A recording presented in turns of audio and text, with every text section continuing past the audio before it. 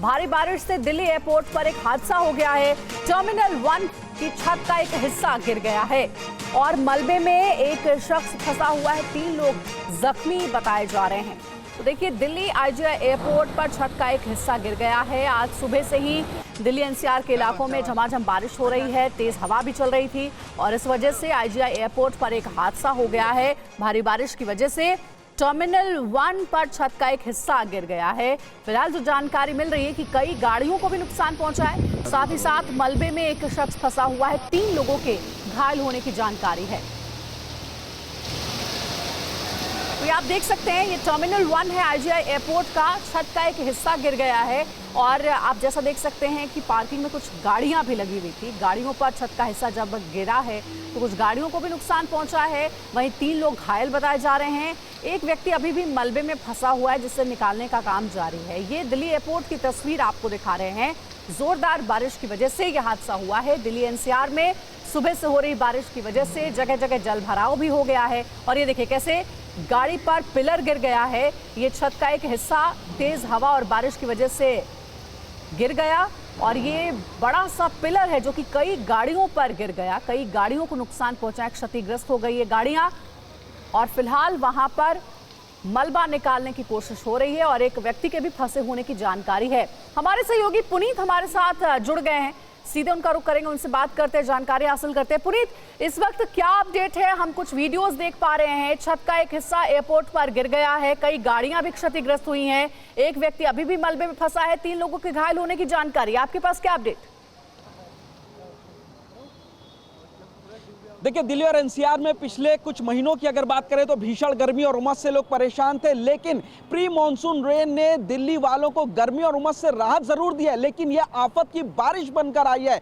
मौसम विभाग ने 3 दिनों के लिए ऑरेंज अलर्ट जारी किया था और आज शुक्रवार की आधी रात, दरमियानी रात से यह बारिश शुरू हुई है और कुछ घंटों की बारिश में आप देखेंगे हम मिंटो रोड पर मौजूद है। आपको सामने जो ऊंचा सा पुल के नीचे नजर आ रहा है, दरअसल ये एक बड़ा ऊंचा ट्रक है जो कि लगभग पूरा डूब चुका है। इसके अलावा पानी के अंदर एक कार पूरी तरीके से डूबी हुई है जो बिल्कुल भी नजर नहीं आ रही है। पानी यहां पर था, अचानक पानी तेज बढ़ा। आप देख सकते हैं कि जहां भी बारिश का पानी जो इकट्ठा हुआ है दिल्ली की मेन सड़क पर, वो इतनी रफ्तार से काफी तेजी से इस पुल के नीचे पहुंचा, जिसके बाद ये मिंटो ब्रिज पे जो गाड़ी है वो कार पूरी तरीके से डूब चुकी है, जबकि जो ट्रक है वो ट्रक भी लगभग पूरा डूबा हुआ आप देख सकते हैं। दिल्ली और एनसीआर की कोई भी सड़क फिलहाल ऐसी नहीं है जहां पर इसी तरीके से पानी भरा हुआ ना हो। बिल्कुल पुनीत, ये दिल्ली के मिंटो रोड का आप हाल बता रहे हैं जहां जगह जगह जल भरा हो गया, लेकिन एयरपोर्ट पर जो हादसा हुआ है उसके बारे में क्या जानकारी मिली है? क्या मलबे में फंसे व्यक्ति को निकाला गया है?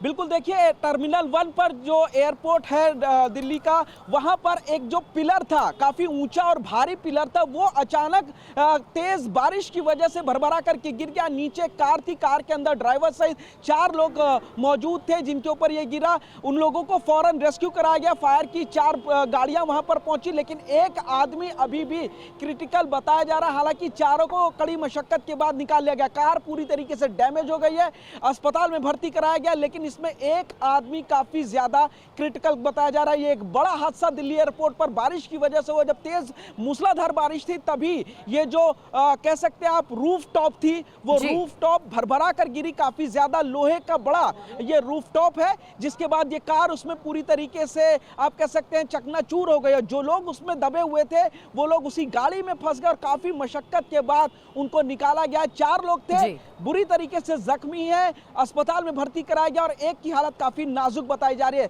दिल्ली और एनसीआर में फायर को और भी आपको बता दूं, कॉल्स कई जगह की मिल रही है जहां पर बारिश की वजह से दीवार गिरने की भी कॉल आ रही है। फिलहाल अभी किसी के हताहत होने की कोई खबर नहीं है, लेकिन सड़कों की अगर बात करें तो सड़कें सभी पूरी तरीके से तालाब या दरिया बनने की ओर है और यहां पे अगर देखा जाए तो करीब करीब 15 फुट का पानी आपको मिंटो ब्रिज पर नजर आएगा। कार डूब चुकी है, पानी के अंदर है, हमें बिल्कुल नजर नहीं आ रही है, जबकि जो ट्रक है वो 15 फुट के आसपास पहुंच चुका है और ट्रक भी लगभग पूरी तरीके से डूब चुका है। पुनीत, एक और जानकारी दे दीजिए। आज फ्राइडे है, वर्किंग डे है, ऐसे में अब दफ्तर जाने वाले लोग भी घरों से निकलेंगे, लेकिन जैसा आप बता रहे हैं कि दिल्ली एनसीआर में जो बारिश हुई है उसकी वजह से जगह जगह जलभराव भी हो गया है, जाहिर है ट्रैफिक जैम भी हो सकता है। क्या ट्रैफिक डाइवर्जन को लेकर के भी कोई अपडेट है? देखिए, सुबह के 7 बजे अगर कहा जाए तो दिल्ली और एनसीआर में कोई बड़ा ट्रैफिक नहीं होता, लेकिन हम जिन जिन सड़कों से निकल कर आए हैं वहां पर पहियों की जो रफ्तार है वो पूरी तरीके से थम सी गई है। वजह इस तरीके का पानी आप देखेंगे कि लगभग कई जगहों पर 3 से 4 फीट का पानी भरा हुआ है, जहां से गाड़ियों को निकलने में काफी दिक्कत आ रहा है। कई लोगों की गाड़ियां फंस चुकी है, पानी साइलेंसर में जा चुका है, चाहे बाइक हो या कार। ऐसे में जब गाड़ियां वहीं पर रुक गई हैं तो कई जगह आप देखेंगे कि ट्रैफिक जाम है। ये दिखाएंगे आपको हाल आईटीओ चौराहे पर। इस वक्त ट्रैफिक पूरी चौराहे पर जाम है, किसी को कहीं से निकलने का रास्ता नहीं हो रहा। उसकी वजह ये तेज रफ्तार से आ रहा पानी, आप देखिए किस रफ्तार से जो पानी है वो सड़क से होता हुआ आ रहा है, और इसी पानी की वजह से अब जो रफ्तार है गाड़ियों की वो पूरी तरीके से थम गई है। और उम्मीद की जा रही है कि पीक आवर यानी 9 बजे के आसपास दिल्ली और एनसीआर में भीषण जाम भी लग सकता है, और उसकी वजह वाटर लॉगिंग होगी, क्योंकि उस समय लोग अपने दफ्तर जाने के लिए निकलेंगे। लेकिन जो मूसलाधार बारिश पिछले लगभग 3 घंटों से दिल्ली और एनसीआर में हो रही है वो थमने का नाम नहीं ले रही है। अभी भी आप देखेंगे कि बारिश लगातार जारी है और ऐसे ही अगले 3 दिन तेज बारिश की उम्मीद है। तो अभी आप कह सकते हैं कि वाटर लॉगिंग की वजह से दिल्ली और एनसीआर वालों को अगले कुछ घंटों में बड़ा एक कठिनाई का सामना करना पड़ेगा। लोग अपनी मंजिल, अपने गंतव्य तक पहुंचने में घंटों की देरी उनको हो सकती है, और इसीलिए हम ये भी उन लोगों को सलाह दे रहे हैं कि जिन लोगों को अपनी मंजिल पर जाना है, दफ्तर जाना है, वो काफी पहले अपने घरों से निकले, ताकि वो बारिश में वाटर लॉगिंग का शिकार होकर कहीं पर भी फंसे ना रह पाए। अंजलि, बिल्कुल, बहुत शुक्रिया आपका पुनीत, पूरी जानकारी देने के लिए और तस्वीरें दिखाने के लिए। हमारे संवाददाता मिंटो ब्रिज पर थे पुनीत शर्मा, जो रिपोर्ट दिखा रहे थे। जगह जगह जलभराव हो गया है सुबह से हो रही बारिश की वजह से। वहीं दिल्ली एयरपोर्ट पर एक हादसा भी हो गया है। इस बीच एक और बड़ी खबर है, घर पर कालिख पोतने पर ओवैसी भड़के हुए हैं। ऐसे गुंडों से मुझे डर नहीं लगता, उन्होंने बयान दिया, मैं गिनती ही भूल गया हूं कितनी बार मेरे घर को निशाना बनाया गया। असदुद्दीन ओवैसी के दिल्ली वाले सरकारी आवास पर उनके नेम प्लेट पर काली स्याही फेंकी गई, और इस मामले पर ओवैसी ने दिल्ली पुलिस से सवाल पूछा है कि आपकी नाक के नीचे ये सब कैसे हो रहा है। अज्ञात बदमाशों ने ओवैसी के घर पर पोती कालिख, सरकारी आवास के नेम प्लेट पर कालिख पोती गई। ओवैसी के घर पर पोस्टर भी चिपकाए गए। सांसद असदुद्दीन ओवैसी के सरकारी आवास के नेम प्लेट पर कुछ लोगों ने कालिख पोत दी है। बंगले पर पोस्टर भी चिपका दी है। कालिख पोतने वाले उनकी जय फिलिस्तीन के बयान से नाराज थे। घटना के वक्त ओवैसी अपने परिवार के साथ घर से बाहर गए हुए थे। जब आए तो दिल्ली पुलिस को इसकी जानकारी दी गई और पुलिस पर निशाना साधा गया। ओवैसी ने सोशल मीडिया पर अपने बंगले के बाहर का वीडियो शेयर करते हुए दिल्ली पुलिस पर निशाना साधा है। ओवैसी ने कहा कि मैं अब गिनती भूल गया हूँ कि मेरे दिल्ली आवास को कितनी बार निशाना बनाया गया। दिल्ली पुलिस से पूछा कि उनकी नाक के नीचे ये कैसे हो रहा है।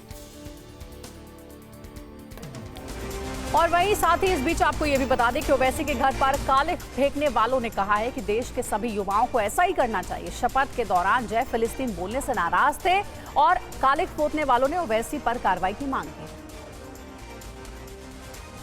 भाई ये काम हमने करा है, और देश के जितने भी यूथ हैं 140 करोड़ लोगों को इस काम को करना चाहिए। देश में हमें एमएलए, एमपी, पार्षद ये सब ऐसे नीचे नेता है जो भारत माता की जय ना बोले, इनके ऊपर सख्त कार्रवाई होनी चाहिए। ओबीसी हो गए, ओवैसी के ऊपर सख्त। असदुद्दीन ओवैसी के सरकारी आवास पर कालिख पोती गई। ओवैसी के बंगले से टीवी9 संवाददाता पुनीत शर्मा की ग्राउंड रिपोर्ट दिखाते हैं।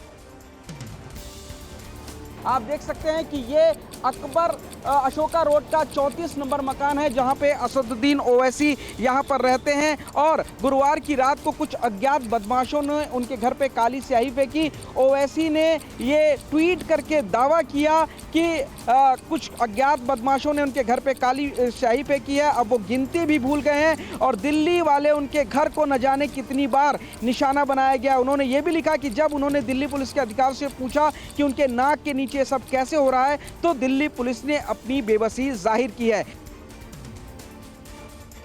सीएम अरविंद केजरीवाल की गिरफ्तारी के खिलाफ आम आदमी पार्टी का हल्ला बोल। देश भर में आम आदमी पार्टी का विरोध प्रदर्शन। 29 जून को देश भर में होगा विरोध प्रदर्शन।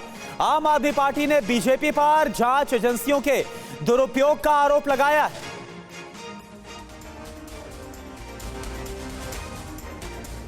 दिल्ली शराब घोटाला मामले में सीबीआई ने सीएम अरविंद केजरीवाल को गिरफ्तार कर लिया है। सीबीआई आबकारी नीति को लेकर उनसे पूछताछ कर रही है। अब सीएम केजरीवाल की गिरफ्तारी और जांच एजेंसियों के दुरुपयोग के खिलाफ आम आदमी पार्टी देश भर में विशाल धरना प्रदर्शन करेगी। आप 29 जून को गिरफ्तारी के खिलाफ विरोध प्रदर्शन करेगी। बैठक में केजरीवाल की गिरफ्तारी को लेकर चर्चा हुई। संदीप पाठक ने बीजेपी पर गंभीर आरोप भी लगाए हैं। उन्होंने कहा कि बीजेपी की केंद्र सरकार राजनीतिक उद्देश्यों के लिए जांच एजेंसियों का दुरुपयोग कर रही है। इधर शिरोमणि अकाली दल में चल रही बगावत थमने का नाम नहीं ले रही है। अकाली दल के नेताओं ने चंडीगढ़ में प्रेस कॉन्फ्रेंस कर सुखबीर बादल के खिलाफ हमला बोला। लोकसभा में खराब प्रदर्शन के बाद से ही अकाली दल में कलह जारी है। हार के बाद पार्टी 2 धड़ों में बंट गई है। पार्टी के कुछ नेता सुखबीर बादल से इस्तीफे की मांग कर रहे हैं। अकाली के प्रेम सिंह चंदूमाजरा ने चंडीगढ़ में प्रेस कॉन्फ्रेंस की और सुखबीर बादल पर हमला बोला। चंदूमाजरा ने कहा कि सुखबीर बादल ने खुद के लिए सारी पार्टी को खराब कर दिया है। प्रेम सिंह चंदूमाजरा ने कहा कि लोगों ने बार बार अकाली दल को नकारा है। हम ये नहीं चाहते कि हम में से किसी एक को अध्यक्ष बनाया जाए। हम चाहते हैं कि किसी धार्मिक और राजनीतिक प्रभाव रखने वाली हस्ती को ये जिम्मेदारी दी जाए। महाराष्ट्र विधानसभा के लिए बीजेपी की तैयारी शुरू हो गई। भूपेंद्र यादव, अश्विनी वैष्णव 2 दिनों तक मुंबई में रहेंगे। दोनों प्रभारी बीजेपी कोर कमेटी के साथ बैठक करेंगे। चुनाव की तैयारियों को लेकर चर्चा करेंगे। लोकसभा नतीजों पर समीक्षा होगी तो साल के अंत में महाराष्ट्र में विधानसभा चुनाव को लेकर तैयारियां तेज।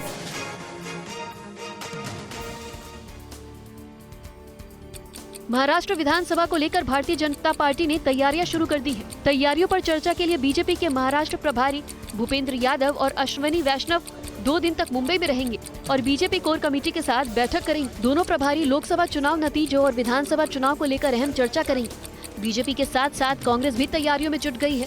कांग्रेस अध्यक्ष खड़गे और राहुल गांधी ने महाराष्ट्र कांग्रेस के नेताओं के साथ बैठक की और विधानसभा चुनाव की तैयारियों को लेकर चर्चा भी की। इंडिया गठबंधन के सभी दलों ने लोकसभा में फ्लोर लीडर की नियुक्ति कर दी है। इंडिया गठबंधन में शामिल 20 पार्टियों के फ्लोर लीडर्स बनाए गए हैं। कांग्रेस पार्टी से राहुल गांधी, केसु वेणुगोपाल और गौरव गोगोई फ्लोर लीडर बनाए गए हैं। समाजवादी पार्टी के फ्लोर लीडर अखिलेश यादव रहेंगे। डीएमके के फ्लोर लीडर टीआर बालू रहेंगे तो सुदीप बंदोपाध्याय टीएमसी के फ्लोर लीडर बनाए गए हैं।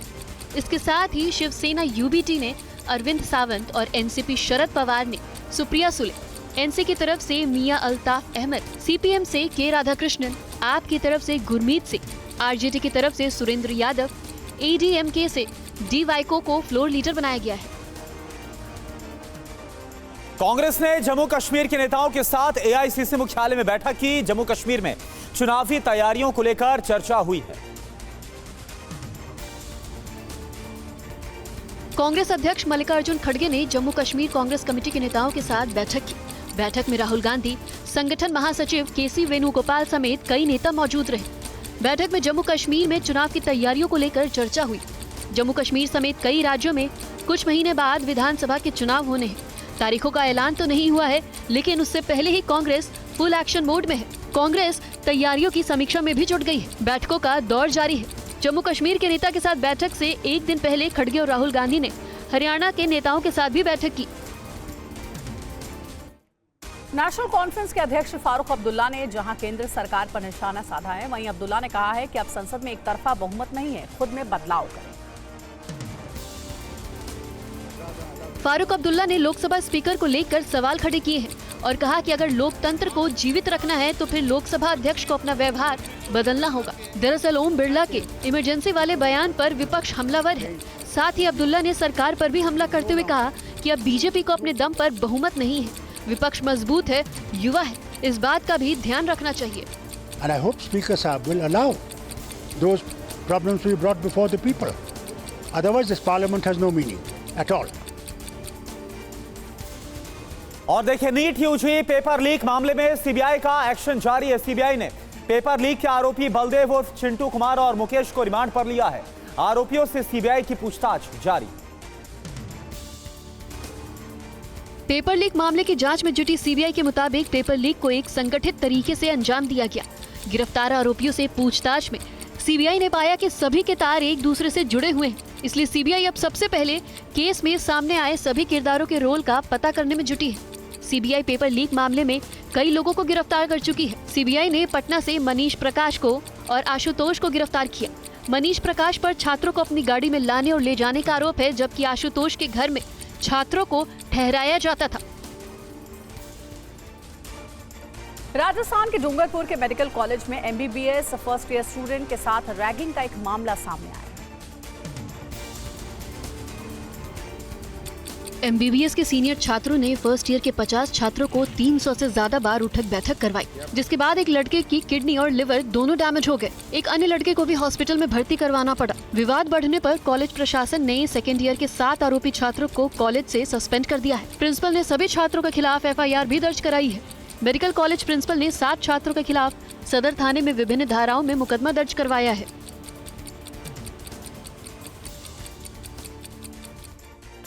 कथावाचक प्रदीप मिश्रा के राधा रानी पर दिए गए बयान के बाद नाराज साधु संतों ने महाकाल की नगरी उज्जैन में धरना प्रदर्शन किया और माफी मांगने की मांग की। कथावाचक प्रदीप मिश्रा की मुश्किलें बढ़ती ही जा रही हैं। उज्जैन में 2 दिनों से उनके खिलाफ धरना जारी है। प्रदर्शन कर रहे संत समाज ने कहा है कि प्रदीप मिश्रा जब तक माफी नहीं मांगते हैं तब तक उनकी उज्जैन में कोई कथा नहीं होने देंगे। दरअसल राधा रानी और तुलसीदास जी के ऊपर दिए बयान से साधु संत नाराज हैं। साधु संतों ने कलेक्टर के प्रतिनिधि को राष्ट्रपति के नाम ज्ञापन भी दिया है, जिसमें पंडित प्रदीप मिश्रा पर दंडात्मक कार्रवाई करने की मांग की गई है। डीआरडीओ ने ऐसा हथियार बनाया है जो पल भर में दुश्मन के हवाई हमलों को तबाह कर देगा। डीआरडीओ ने हीट अभ्यास का सफल परीक्षण किया है। डीआरडीओ के खास हथियार का नाम है हीट अभ्यास। अभ्यास high speed expendable aerial target HEAT पूर्ण रूप से स्वदेशी है। डीआरडीओ के एरोनॉटिकल डेवलपमेंट एस्टैब्लिशमेंट ने इसे डिजाइन किया है। अभ्यास ड्रोन का परीक्षण बेहतर रडार, क्रॉस सेक्शन और इंफ्रारेडर ऑटोमेंटेशन सिस्टम के साथ किया गया। अभ्यास ड्रोन दुश्मन के हवाई हमलों को पल भर में मात कर देगा। डीआरडीओ ने कल ओडिशा में इसका 6ठा परीक्षण किया, जो सफल भी रहा। अब इसे बॉर्डर पर तैनात किया जाएगा। रक्षा मंत्री राजनाथ सिंह ने अभ्यास के सफल परीक्षण के लिए डीआरडीओ और सशस्त्र बलों को बधाई भी दी है। महाराष्ट्र के गढ़चिरौली जिले में 2 महिला नक्सलियों ने आत्मसमर्पण कर दिया। दोनों महिला नक्सली पर 8-8 लाख रुपए का इनाम घोषित था। महिला नक्सलियों की पहचान बाली उर्फ रामबती और शशिकला उर्फ चंद्रकला के रूप में की गई है, जो प्रतिबंधित भारतीय कम्युनिस्ट पार्टी माओवादी की सदस्य हैं। दोनों महिला नक्सलियों के ऊपर 8-8 लाख रुपए का इनाम था। अधिकारी ने जानकारी देते हुए कहा है कि रामबती के खिलाफ कुल 21 मामले दर्ज हैं, जबकि शशिकला के खिलाफ 8 मामले हैं। हालांकि राज्य सरकार की 2005 से लागू आत्मसमर्पण सह पुनर्वास नीति के तहत दोनों महिला को अब 5-5 लाख रुपए मिलेंगे। दोनों महिला नक्सलियों के साथ सेक्शन कमांडर के तौर पर काम कर रही थी। जलवायु परिवर्तन की वजह से हिमालय क्षेत्रों में तेजी से ग्लेशियर पिघल रहे हैं। ग्लेशियर पिघलने की वजह से उत्तराखंड में बनी झीलों में तबाही का खतरा मंडराने लगा है। उत्तराखंड आपदा प्रबंधन ने उत्तराखंड के 13 ऐसी झीलों को चिन्हित किया है जिनसे तबाही का खतरा मंडरा रहा है। इसमें चमोली और पिथौरागढ़ की 5 झीलें हैं। वैज्ञानिक इन झीलों की मॉनिटरिंग कर रहे हैं। हम लोग कुछ लेक्स आइडेंटिफाई किए हैं एंड वो लेक्स को कंटिन्यूसली मॉनिटर कर रहे हैं। ग्लेशियर है खैथलिंग ग्लेशियर, वो भी हम लोग देख रहे हैं थीन हो रहा है और उसका पिघल जाने से जो मेल्टिंग के बाद पानी वहाँ पर आके इकट्ठा हो रहा है। इतना अमाउंट ऑफ वाटर उस डिप्रेशन में लेक में रह सकता कितना दिन तक। खबर मुंबई से, जहां पर एक हैरान कर देने वाला वीडियो सामने आया। यहां पर एक महिला मुंबई में मरीन ड्राइव घूमने गई थी जो समंदर में जा गिरी। घटना गुरुवार की दोपहर 2:45 की है, जहां एक बुजुर्ग महिला मरीन ड्राइव घूमने आई थी, लेकिन अचानक उसका पैर फिसल गया और वो 20 फीट से नीचे पानी में जा गिरी। महिला के गिरते ही लोगों द्वारा शोर मचाने पर मरीन ड्राइव पुलिस स्टेशन से जुड़े 2 कांस्टेबल किरण ठाकरे और अनुल दहीफले ने बिना कुछ सोचे समझे तुरंत पानी में छलांग लगा दी। बिना अपनी जान की परवाह की उन्हें बचाने के लिए वो कूद गए। महिला को बचाने के लिए दोनों कांस्टेबल ने रिंग, टायर और सुरक्षा रस्सियों की मदद से तेजी से बचाव अभियान चलाया। इधर जबलपुर के डुमना एयरपोर्ट का शेड कार पर गिर गया। कार की छत पूरी तरह से क्षतिग्रस्त हो गई। जबलपुर एयरपोर्ट की सुविधा और सुंदरता को लेकर दावे बड़े बड़े किए जा रहे थे, लेकिन हकीकत सबके सामने है। 450 करोड़ रुपए की लागत से डुमना एयरपोर्ट का विस्तार होने के बाद 3 महीने पहले ही इसका उद्घाटन किया गया था। एयरपोर्ट के ड्रॉप एंड गो जोन में हुए हादसे ने रेनोवेशन की गुणवत्ता को लेकर सवाल खड़े कर दिए। पहली बारिश का पानी भी ये बिल्डिंग नहीं झेल पाया। वैसे लगातार बैठक में ही हूँ, लेकिन इसकी जानकारी भी लेते हैं और कोई ऐसी स्थिति बनी है तो दोबारा उसकी पुनरावृत्ति ना हो, एयरपोर्ट प्रशासन के साथ उसको लेकर भी बातचीत हुई। जोधपुर में भी मानसून की धमाकेदार एंट्री हो गई है। बारिश की पहली झड़ी ऐसी लगी कि पूरा शहर तरबतर हो गया। जोधपुर की गलियों में बरसाती पानी का तेज बहाव देखने को मिला। शहर के चांदपौल, नौचकिया, आसोप की पोल, कटला बाजार में पानी का बहाव काफी तेज देखा गया। 1 घंटे में ही करीब 1.5 इंच बारिश दर्ज की गई। जोधपुर में दोपहर 3:45 से लेकर शाम 4:45 तक झमाझम बारिश हुई। मौसम विभाग ने शाम 5:30 बजे तक 33.6 मिलीमीटर बारिश रिकॉर्ड की। सड़कों पर पानी भरने से आने वालों को परेशानी का भी सामना करना पड़ा।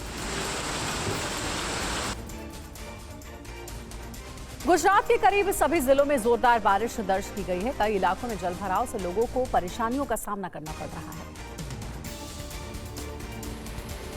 तस्वीरें वापी की हैं, जहां कई घंटों तक जमकर बारिश हुई। वहीं वलसाड़ में भी मूसलाधार बारिश देखने को मिली। कई जगहों पर लोगों के घरों तक पानी जा पहुंचा, जिसकी वजह से लोगों को परेशानी का सामना करना पड़ा। पिछले 2 दिनों से राजकोट में भी लगातार तेज बारिश हो रही है। मौसम विभाग ने अगले 5 दिन तक राज्य के उत्तर गुजरात, मध्य गुजरात, सौराष्ट्र और दक्षिण गुजरात के कई जिलों में मूसलाधार बारिश का अनुमान जताया है। इस दौरान समुद्र में 35 से लेकर 45 किलोमीटर प्रति घंटे की रफ्तार से हवा बहने की भी संभावना है। और वहीं मध्य प्रदेश की बात की जाए तो मानसून ने पूरे प्रदेश को कवर कर लिया है। भोपाल, उज्जैन, जबलपुर और ग्वालियर समेत कई जिलों में तेज बारिश हुई। भोपाल में गुरुवार शाम को मूसलाधार बारिश देखने को मिली। करीब 1 घंटे में ½ इंच बारिश हुई। इस दौरान शहर के कई इलाकों में सड़कों पर पानी भर गया। खुजराहो में सबसे ज्यादा 1.7 इंच पानी भरा। धार और नौगांव में 1 इंच से ज्यादा बारिश रिकॉर्ड की गई। इसके अलावा छिंदवाड़ा, सतना, नर्मदापुरम, पचमढ़ी, रायसेन, बड़वानी, खरगोन और रतलाम में भी अच्छी बारिश हुई। जबलपुर में भी तेज बारिश हुई। मानसून के पूरी तरह से एक्टिव होने के बाद मौसम विभाग ने कई जिलों में अगले कुछ घंटों में तेज बारिश का अलर्ट जारी किया है। और T20 वर्ल्ड कप से बड़ी खबर। T20 वर्ल्ड कप के फाइनल में पहुंच गई है टीम इंडिया। सेमीफाइनल में भारत की शानदार जीत। सेमीफाइनल में इंग्लैंड को 68 रनों से हराया। कुलदीप, अक्षर पटेल ने लिए हैं 3-3 विकेट। जसप्रीत बुमराह ने झटके 2 विकेट। अक्षर पटेल बने मैन ऑफ द मैच।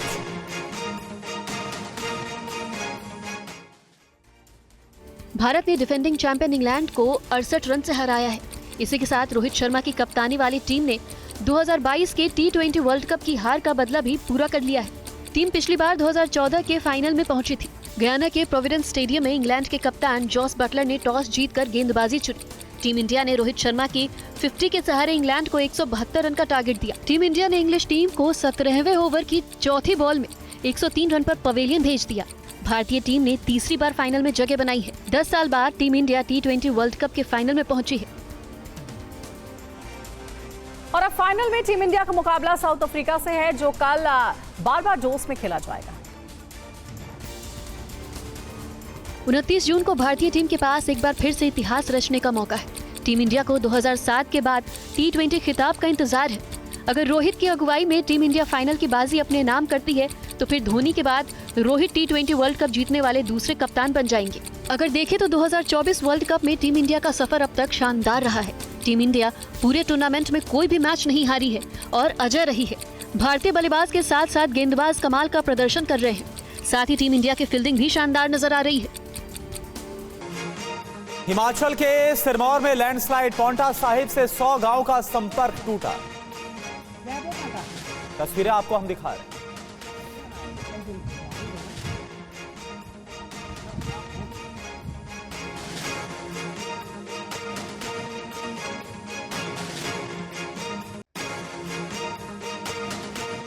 और देखिए बड़ी खबर और तस्वीर आपको दिखा रहे हैं। भारी बारिश के बाद दिल्ली एनसीआर में हाल बेहाल है। कई इलाकों में पानी भरने के बाद लोगों को परेशानी का सामना करना पड़ रहा है। ये आप तस्वीरें देखिए।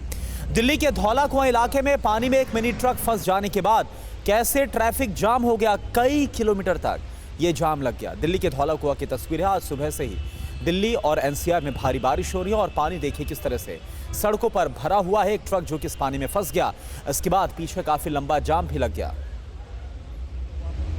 ये दो तस्वीर इस वक्त हम आपको दिखा रहे हैं। दिल्ली एनसीआर का क्या हाल हो गया है बारिश के बाद।